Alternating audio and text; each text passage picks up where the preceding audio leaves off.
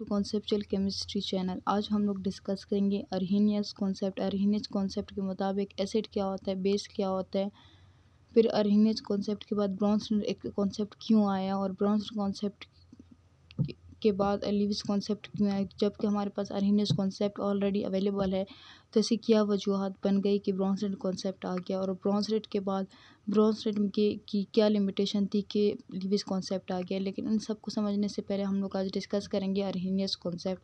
अरहीनियस concept के मुताबिक an acid is a substance that ionize in water to produce H+। Acid वो substance होता है जब इसको हम लोग वाटर में डालें तो आयोनाइज का मतलब होता है आयन बनाते, तो ये अपने आयन बनाते हैं और उन आयन में से एक आयन क्या होता है H+।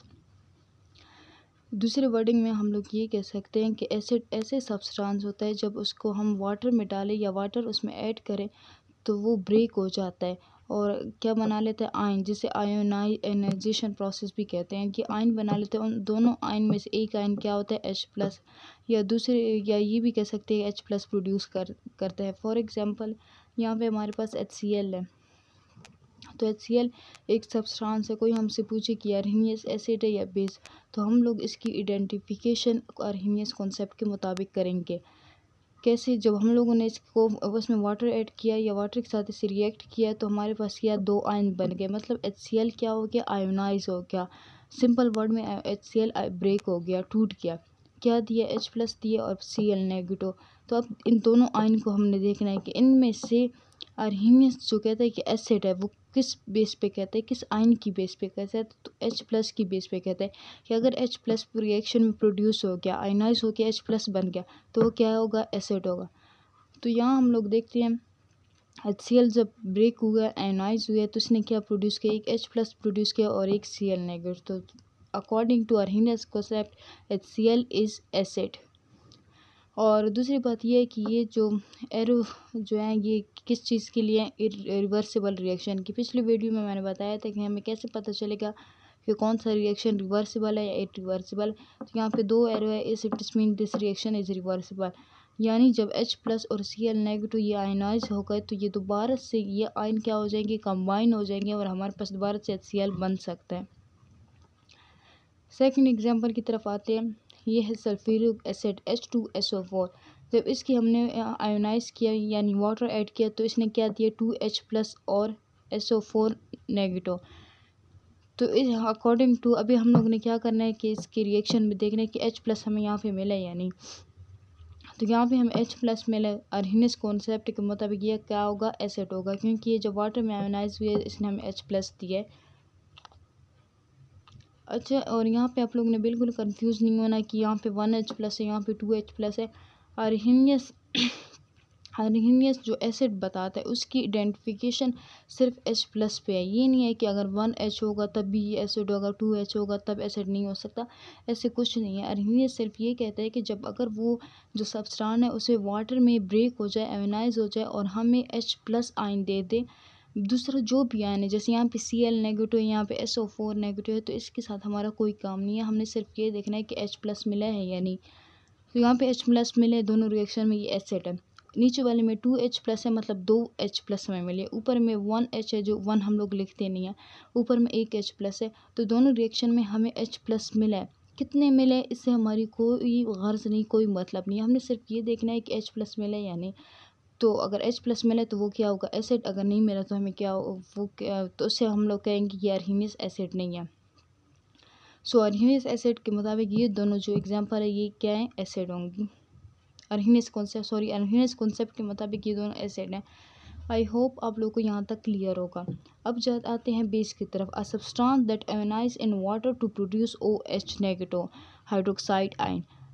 अच्छा, वो सब्सटेंस जब उसे वाटर में डालें तो वो आयोनाइज हो जाए, ब्रेक हो जाए और क्या दे हमें OH नेगेटिव।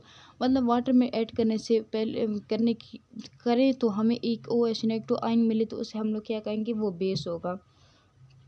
फॉर एग्जांपल ये है सोडियम हाइड्रोक्साइड NaOH। जब इसको हम लोगों ने वाटर में ऐड किया तो यहाँ हमें क्या मिला, Na+OH नेगेटिव। तो OH नेगेटिव से हम लोगों ने ये आइडेंटिफाई कर दिया कि सोडियम हाइड्रोक्साइड क्या है, बेस, क्योंकि जब हम लोगों ने वाटर ऐड किया तो ये आयोनाइज हुआ और आयोनाइज आयनाइजेशन की रिज़ल्ट में हमें हमारे पास क्या है, OH नेगेटिव, जो कि पहचान है जिसे हम लोग आइडेंटिफाई कर सकते हैं कि ये क्या है, बेस है। सेकंड एग्जांपल है पोटाशियम हाइड्रोक्साइड। पोटाशियम हाइड्रोक्साइड यानी KOH, इसे जब आयोनाइज किया मतलब in the presence of water ये रिएक्शन हुआ है। वाटर यहाँ पे क्या यूज़ हो रहा है, सॉल्वेंट मतलब सॉल्वेंट की प्रेजेंट में ये वाला रिएक्शन हो रहा है। अगर सॉल्वेंट ना हो तो ये रिएक्शन नहीं हो सकता। तो यहाँ पे वाटर है, वाटर की प्रेजेंस में ये रिएक्शन हुआ है तो K+ और OH नेगेटिव बना। तो OH नेगेटिव से हमें पता चल गया कि ये रिएक्शन क्या बेस है, क्योंकि अर्हेनियस बेस के मुताबिक वो सब्सटेंस जब वाटर में हम लोग डालें तो वो आयनाइज हो जाए, ब्रेक हो जाए और हमें क्या दे, OH नेगेटिव। अगर यहाँ पे Na+ और यहाँ पे OH नेगेटिव की बजाय कोई दूसरा हो तो हम लोग ये नहीं कह सकते ये बेस होगा, क्योंकि बेस के लिए शर्त है कि OH नेगेटिव हो। OH नेगेटिव यहाँ पे है तो ये दोनों एग्जाम्पल क्या हैं, अर्हेनियस बेस। आई होप यहाँ तक आप लोग को क्लियर होगा। कोई भी क्वेश्चन अगर आप लोग का हो तो आप लोग कमेंट सेक्शन में पूछ सकते हैं। यहाँ पे मैं आपको एक छोटी सी ट्रिक बताती हूँ जो आपके लिए बहुत हेल्पफुल हो। अगर कहीं पे हम लोग कंफ्यूज हो जाएं, ये डेफिनेशन जो अर्हेनियस एसिड की है या अर्हेनियस बेस की है, ये हम लोग भूल जाए कि H+ होगा तो वो एसिड होगा, OH नेगेटिव प्रोड्यूस करे तो बेस है। तो इसके लिए एक छोटी सी ट्रिक ये है कि इनके नामों से, दो ट्रिक्स मैं बता रही हूँ, दो ट्रिक्स आपके लिए हेल्पफुल हुए कि इनके नामों से और कंपाउंड में क्या है, कौन से कंपाउंड में कौन से सब्सटेंस है, कौन से एटम है, एलिमेंट है, इनसे हम लोग बता सकते हैं कि ये क्या होगा, हमारे पास अर्हेनियस एसिड होगा या अर्हेनियस बेस होगा। जैसे कि यहाँ पे HCl, इसका नाम है हाइड्रोक्लोरिक एसिड। हाइड्रोक्लोरिक एसिड इसके नाम से, देखिए नाम के एंड में क्या आ गया, एसिड, तो नाम से हम लोग आइडेंटिफाई कर सकते हैं कि ये क्या होगा, एसिड होगा। ज़रूरी नहीं है कि अर्हेनियस एसिड, कोई भी मतलब ये जो एसिड का वर्ड आ गया ना तो ये कंफर्म है, अर्हेनियस हो, ब्रोंस्टेड हो, लीविस कॉन्सेप्ट हो, तो ये तीनों में ये हमारे पास क्या होगा, एसिड होगा। सल्फ्यूरिक एसिड लिख लेती हूँ आप लोग के लिए, ये क्या है, sulphuric acid. Hydrochloric acid, hydrochloric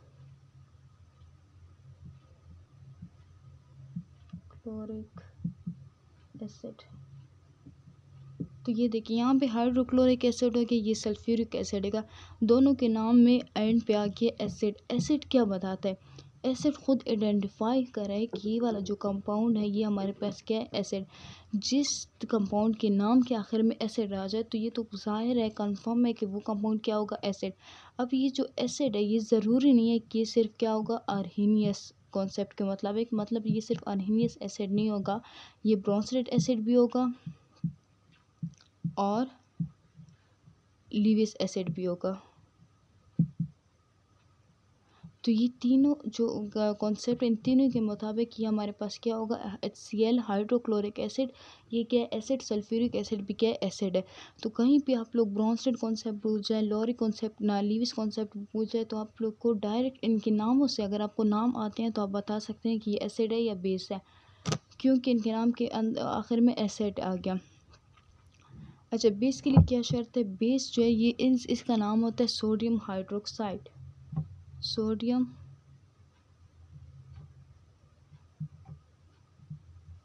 hydroxide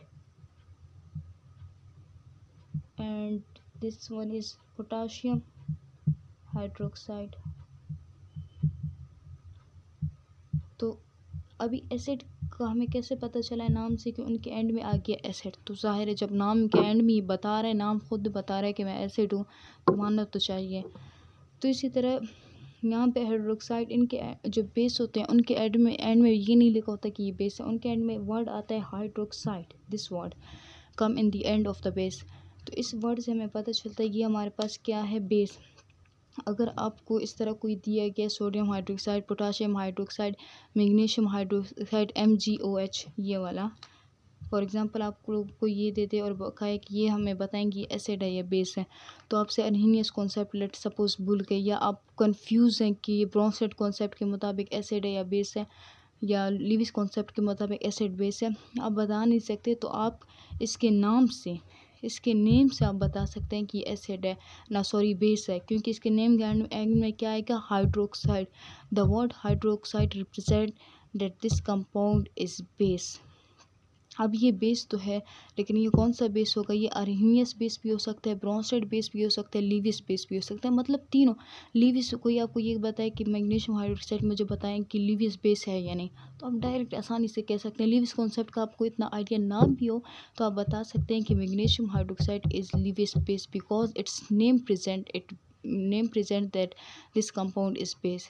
similarly आप ब्रोंसेट का कॉन्सेप्ट आपको कुछ आइडिया नहीं है या अर्हीनियस का कॉन्सेप्ट का कुछ आइडिया नहीं है, लेकिन फिर भी आप डायरेक्ट बता सकते हैं कि मैग्नीशियम हाइड्रोक्साइड ब्रोंसेट बेस भी है, लीविस बेस भी है, अर्हीनियस बेस भी है, क्योंकि इनके नाम से पता चल जाता है। आई होप आपको ये ट्रिक अच्छी लगी होगी और समझ भी आई होगी। और दूसरी ट्रिक जो मैं बता रही थी वो सिर्फ अर्हीनियस के लिए है, तो चलिए वो मैं समझाती हूँ आपको। अच्छा, अर्हीनियस ट्रिक में ये है कि उसका जो कंपाउंड है, कंपाउंड को देख के आपको बताना होता है, उस वहाँ पे फिर नाम की ज़रूरत नहीं पड़ती, कंपाउंड को देख के आपने बताना होता है कि ये अर्हीनियस है, एसिड है या बेस है। क्योंकि अर्हीनियस एसिड की डेफिनेशन ही हमें बताती है वो कंपाउंड जो कि हमें H+ देगा वो क्या होगा, एसिड होगा, और वो कंपाउंड जो कि हमें OH- देगा वो क्या होगा, बेस होगा। तो अभी यहाँ पे ये कंपाउंड देख लें, HCl, इस कंपाउंड में खुद ही H है, जब ये आयनाइज होगा, एक ही पॉसिबिलिटी है, जब ये आयनाइज होगा तो H में कन्वर्ट होगा और Cl, क्योंकि C और L ऐसे हम नहीं ले सकते, C+L-।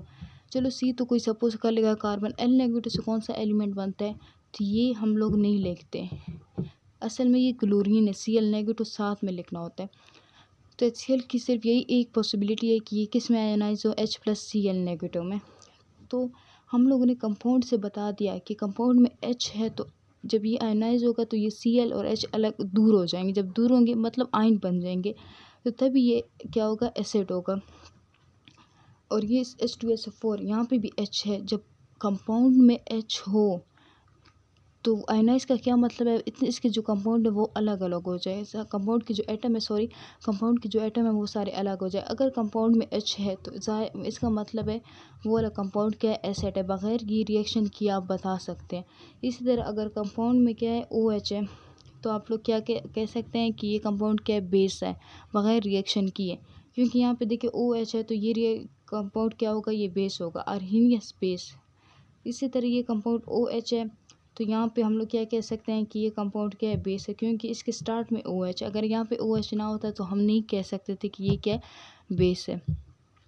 लेकिन एक छोटा सा पॉइंट है, लेकिन ये बहुत ही इंपॉर्टेंट पॉइंट है, ये जो अभी मैंने ट्रिक आप लोग बता दी है कि कंपाउंड से हम बता सकते हैं, तो ये अर्हीनियस के लिए यूज़फुल है, बाकी भी ये अप्लाई नहीं होती, क्योंकि और यही पॉइंट इसकी क्या बनी थी, लिमिटेशन बनी थी, जिसकी वजह से ब्रोंसेट कॉन्सेप्ट की ज़रूरत पड़ी थी, वो हम लोग आगे डिस्कस करते हैं।